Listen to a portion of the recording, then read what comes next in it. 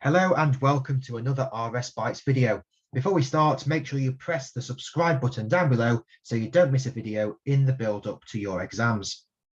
In this video, we are going to look at a humanist scholar called Peter Singer and think about what he says on the topic of speciesism.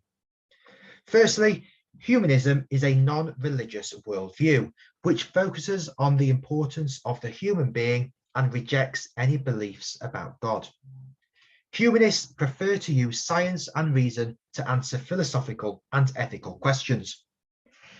Humanists would reject the pro-life position held by the Catholic Church because they would say that this removes an individual's choice about how they would live their life. For a humanist, it is the quality of life that is important rather than the sanctity of life. Peter Singer is an Australian philosopher who is seen to be controversial in some of his views. He supports the concept that the quality of life is essential and that in life we should try to increase pleasure and decrease suffering.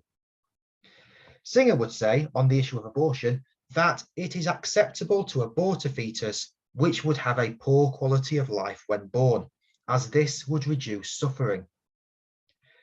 Peter Singer says that we should not promote humans as being more important than other animals. He calls people who argue that humans are more important than other animals speciesist. Speciesism, Singer argues, is the idea that human life is more important than other life. Peter Singer says that in suffering, animals are our equals. He compares speciesism with other forms of discrimination like sexism and racism. Because of this belief, Singer would argue against animal testing, as this would suggest that animals are lesser than humans. Peter Singer also refers to non-person humans. These are people who cannot think, feel, communicate, or reason. While he does say that human life begins at conception, the embryo for Peter Singer is not a person.